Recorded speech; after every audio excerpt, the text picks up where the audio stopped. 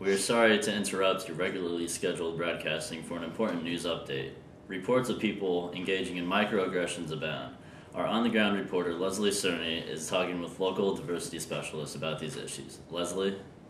Thanks, Rich. With me today, I have Brianne Heisner, a local diversity specialist, to talk with us about these often seen microaggressions.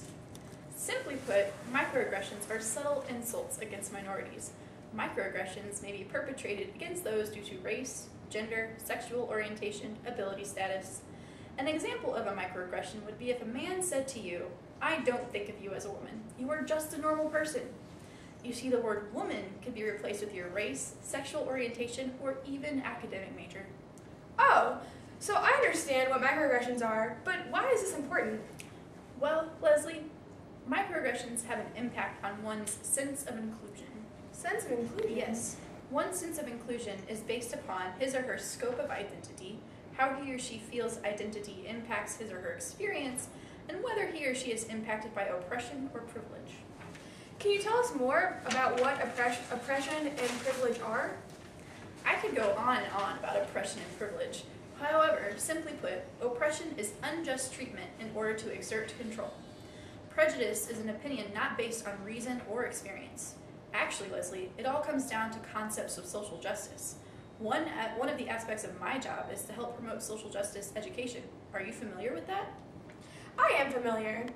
Let's continue this conversation after a word from our sponsors. When we return, we will continue our conversation with a professor from Missouri S&T. I'm Big Al. Come to Big Al's Toaster Emporium, where we have toasters upon toasters. We got the best prices on toasters around. If you find a better price on toasters, we will toast the competition. That's Big Al's Toaster Emporium, 101 West 1st Street, Rolla. Welcome back. To help our viewers, Professor LaRue has joined us to talk about social justice. Thank you, Professor, for meeting with us today. Well, thank you for having me. So, you teach nuclear engineering, but you're here today to talk about social justice education. Can you please define it for our viewership? Well, of course. Social justice is the idea of creating a society or institution that is based on the principles of equality and togetherness.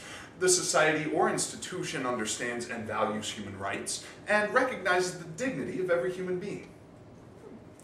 So, social justice is really important for faculty and staff at Missouri S&T, no matter what department. Exactly. It includes students' scope of identity, how their identity impacts their experiences, concepts such as oppression and privilege, and, as mentioned previously, microaggressions. Now, viewers, don't be overwhelmed by the breadth of this topic. While social justice includes many concepts, there's much you can do as citizens to help. Exactly. Intervening in situations when something happens around you. Now, I've pulled some clips from a well-known television program to show you what intervening looks like. Who do we tell to get that on? Roll clip! So did you notice what those individuals did? Yeah, they intervened in the situation. And the interventions look different from each other because people have different styles and are more comfortable with different types of approaches.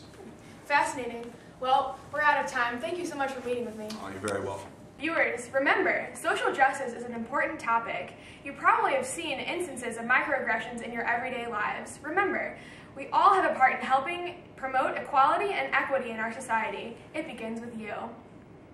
With that, you've been watching RLMST's Important News Update. Now back to your regularly scheduled program.